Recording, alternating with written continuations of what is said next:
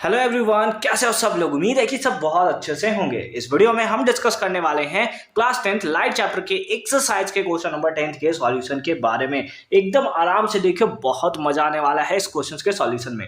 और इस टाइप से अगर रिलेटेड कोई भी क्वेश्चन आता है, मिरर का या लेंस का है, कॉनकेव हो कॉन्वेक्स हो, कहीं भी प्रॉब्लम नहीं होने वाला है। आराम से देखो क्या है। एक ऑब्जेक्ट है जो कि 5 सेंटीमीटर है इन लेंथ, यानी कि हाइट ऑफ द ऑब्जेक्ट हमें गिवन है कितना है, दैट इज 5 सेंटीमीटर। एचओ मतलब क्या हो गया, that is height of the object. ठीक है, held 25 centimetre away from the converging lens. Converging lens का मतलब ये कौन सा होगा, दैट इज कॉन्वेक्स लेंस। ये आपको पता होना चाहिए। कॉन्वर्जिंग लेंस जो है वो कॉन्वेक्स लेंस होता है और डाइवर्जिंग लेंस जो होता है वो हमारा कॉनकेव लेंस होता है। ठीक है, यानी कि कॉन्वेक्स लेंस के बारे में यहाँ पर बात चल रहा है। और दिया है 25 centimetre away from the converging lens, यानी कि ये क्या दिया है, ऑब्जेक्ट डिस्टेंस। और ऑब्जेक्ट डिस्टेंस कितना है, 25 सेंटीमीटर। सर ये प्लस में होगा या माइनस में, इसमें थोड़ा हमें कंफ्यूजन है। कोई बात नहीं, ऐसे आप याद रख सकते हो कि जब भी ऑब्जेक्ट डिस्टेंस होता है ना, वो माइनस में होता है। या फिर आपने साइन कन्वेंशन के थ्रू ये पढ़ रखा हुआ कि लेट अस सपोज ये हमारे पास कॉन्वेक्स लेंस है, तो इसमें जितना भी नेगेटिव लेफ्ट का वैल्यू होता है वो नेगेटिव होता है, और जितना भी राइट का वैल्यू होता है ना, वो कैसा होता है, पॉजिटिव होता है। लेट अस सपोज ऑब्जेक्ट पर हम लोग यहाँ पर प्लेस, ये का है ऑब्जेक्ट माइनस ही होने वाला लेफ्ट साइड है, तो ये ऑप्टिकल सेंटर हो गया। ये थोड़ा अजीब हो गया बट ऐसे हो गया। ठीक है, तो यहां से जब रे ऑफ लाइट जाता है तो कन्वर्ज हो जाता है, एक कन्वर्ज हो जाता है पॉइंट पे। ये सबसे पहले कहां से पास करेगा, फोकस से पास करेगा। जब भी कोई ray of light principal axis के पैरेलल होता है, कहां से पास करता है, फोकस से पास करता है। यानी कि इसका इमेज भी राइट साइड बनेगा, यानी कि जो वी का वैल्यू है वो भी पॉजिटिव देखने को मिलेगा, और एफ का वैल्यू भी क्या देखने को मिलेगा, पॉजिटिव ही देखने को मिलेगा। ठीक है, आ जाओ। यू तो हमें पता चल गया कितना है, 25 सेंटीमीटर, क्योंकि लेफ्ट में है तो माइनस। ठीक है, from a converging lens of focal length. Focal length कितना है, कितना 10 सेंटीमीटर। प्लस में या माइनस में, तो क्योंकि फोकल लेंथ इसका राइट साइड बनता है, तो ये किस में होगा, प्लस में हमें देखने को मिलेगा। बोलो यहां तक कोई दिक्कत है क्या, नहीं है ना। अरे बहुत अच्छी बात है। देखो अब आगे हम लोग कैसे उड़ाते हैं इस क्वेश्चन को। ठीक है, ड्रॉ अ रे diagram and find the position, size and nature of the image formed. ठीक है, एक एक करके हम लोग फाइंड आउट करते हैं। सबसे पहले हमारा काम क्या है कि हम लोग v जो है उसे फाइंड आउट कर ले, उसके बाद हमारा काम जो है वो अच्छे तरीके से बन जाएगा। ठीक है, तो नाउ हम लोग को v निकालने के लिए फॉर्मूला होता है हमारे पास 1/v minus 1/u is equals to कितना, 1/f। क्या अब आप u का वैल्यू निकाल सकते हो, हाँ सर हम तो आराम से निकाल सकते हैं, तो चलो निकालो ना।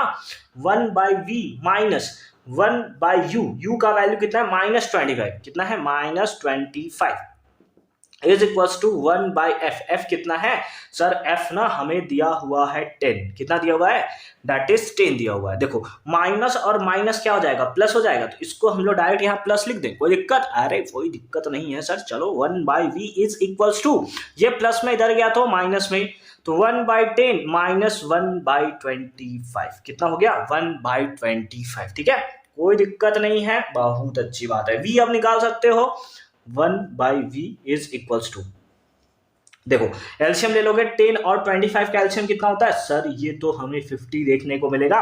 कितने टाइम्स में, 5 टाइम्स में, माइनस ये कितने टाइम्स में सर, 2 टाइम्स में। तो हमारे पास कितना आ गया, 1/v इक्वल्स टू 3/50। 3/50 हमें क्या चाहिए, v का वैल्यू चाहिए ना, तो v इक्वल्स टू आप क्या लिख सकते हो सर, हम लोग लिख सकते हैं 50/3। इसका रेसिप्रोकल किया तो ये भी रेसिप्रोकल हो गया। अब इसको कैंसिल कर दोगे तो कितना आ जाएगा, 16.33। तो v का वैल्यू कितना आ गया सर, 16.33 सेंटीमीटर हमें देखने को मिल रहा है। देखो यहां से एक चीज तो हमें पता चल रहा है कि ऑब्जेक्ट डिस्टेंस लेंस से कितना है, 25 सेंटीमीटर, और ये हमारा कितना है 16.33, यानी कि कहीं ना कहीं जो साइज हो रहा है वो क्या हो जा रहा है, छोटू हो जा रहा है। क्या हो रहा है, छोटू हो जा रहा है। ठीक है, अच्छी बात है। अब हमारे पास v निकल गया, हमसे पूछा क्या है, ड्रॉ द रे डायग्राम। ठीक है, find the position, size and nature. अब तो साइज बताने के लिए हमें साइज तो पता होना चाहिए ना कि इसका साइज है कितना, तो उसके लिए हम लोग मैग्निफिकेशन का फॉर्मूला यूज करने वाले हैं। हम लोग क्या जानते हैं, मैग्निफिकेशन ऑफ लेंस, इसके लिए हम लोग जानते हैं that is height of the image divided by height of the object equals to v by u।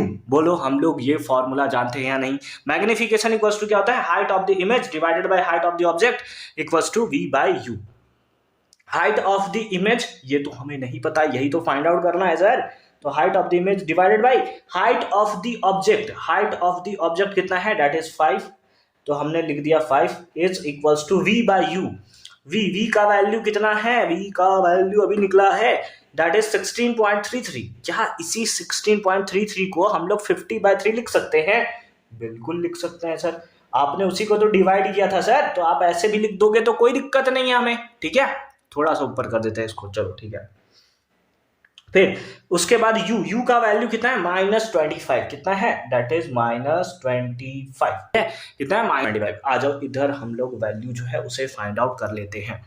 hi है, hi/5 है, हमने लिख दिया hi/5 इज इक्वल्स टू, इसको हम लोग क्या लिख सकते हैं? 50/3 इंटू इसके नीचे बाई 1 आप ले सकते हो, 1 ऊपर चला जाएगा और 25 नीचे आ जाएगा, -25। ठीक है, समझ गए बात को? देखो एम इक्वल्स टू इतना हुआ, यू का वैल्यू आप 16.33 भी ले सकते थे, बट इसको कैलकुलेशन को सिंपल बनाने के लिए हमने यही 50/3 जो था उसको डायरेक्टली ले लिया और डिवाइडेड बाय यू का वैल्यू कितना था? -25, उसके नीचे बाई 1 कर लिया, 4th नंबर ऊपर और 3rd नंबर नीचे आ गया। अब इससे ये कैंसिल हो जाएगा कितने टाइम्स में? सर ये कैंसिल हो जाएगा 2 टाइम्स में।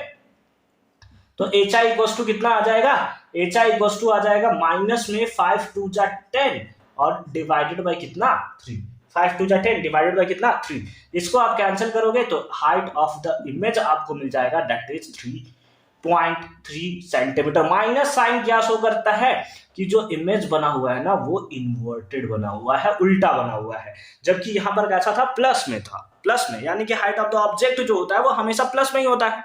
हाइट ऑफ द इमेज या तो उल्टा बनेगा या इरेक्ट बनेगा, यानी कि सीधा बनेगा। तो इससे हमें क्या पता चल जाता है? इससे हमें पता चलता है कि जो इमेज है उसका फॉर्मेशन कैसा हुआ? इन्वर्टेड फॉर्मेशन हुआ है। और क्योंकि ये कॉन्वेक्स लेंस है तो कॉन्वेक्स लेंस से हमेशा इमेज कैसा बनता है? सर ये तो हमेशा रियल इमेज का फॉर्मेशन करता है। तो पहले इतना एक बार आप स्क्रीनशॉट लेकर रख लोगे, ठीक है?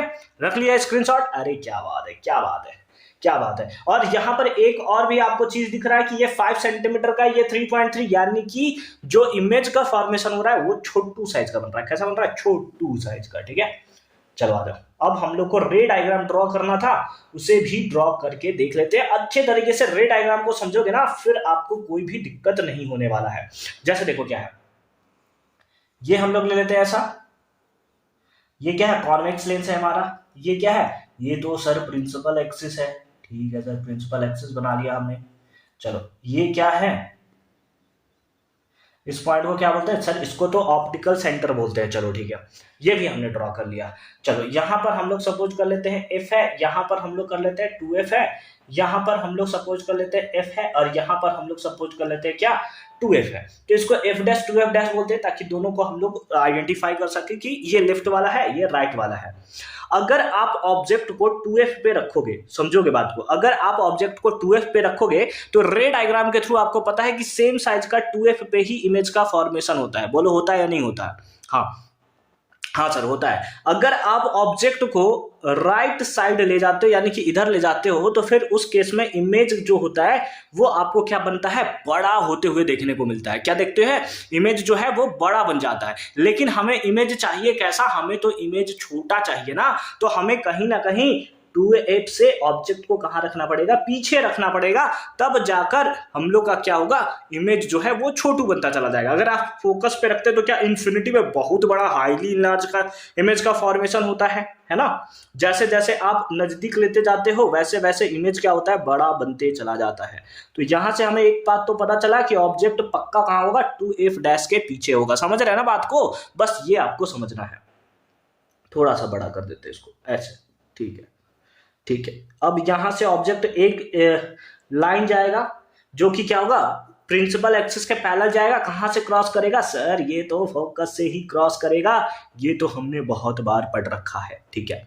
एक रे ऑफ लाइट ऑप्टिकल सेंटर से क्रॉस कराते हैं, अगर कोई ray of light optical centre से क्रॉस करेगा तो कहां से क्रॉस करेगा, ये कुछ इस तरह से यहां से क्रॉस करता हुआ आपको नजर आएगा और ये वाला पॉइंट जो होगा यहीं पर इमेज का फॉर्मेशन होगा। आपको दिख भी रहा है कि हाइट ऑफ द ऑब्जेक्ट बड़ा है और इमेज का हाइट क्या है, छोटा है। हाइट ऑफ द ऑब्जेक्ट कितना है, 5 सेंटीमीटर। आपको यहां पर शो कर देना होगा 5 सेंटीमीटर है। ये वाला लेंथ कितना है, ये वाला लेंथ है सर -3.3 सेंटीमीटर, या फिर इन्वर्टेड तो हमें दिख ही रहा है ना, तो हमने बस यहाँ पे लिख दिया कितना 3.3 सेंटीमीटर। ठीक है, ये डिस्टेंस कितना था sir 25 centimetre, 25 centimetre. Height of the image, image distance ये कितना था सर, ये था 16 पॉइंट, इसको थोड़ा अच्छे से लिखते हैं ना, ये कितना था 16.66 सेंटीमीटर। ठीक है, ये वाला डिस्टेंस हमें देखने को मिला।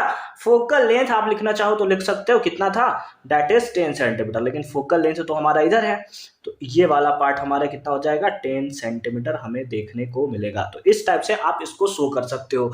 हमें तो पोजीशन, साइज और नेचर भी पूछा हुआ है, तो नेचर के ही अंदर हम लोग सब सारे पार्ट्स को लिख देते हैं कि यहां से रियल इमेज का फॉर्मेशन होगा। ठीक है, और उसके साथ साथ इन्वर्टेड इमेज का फॉर्मेशन होगा, और उसके साथ साथ and smaller than object, and smaller than object, object से छोटू बनेगा।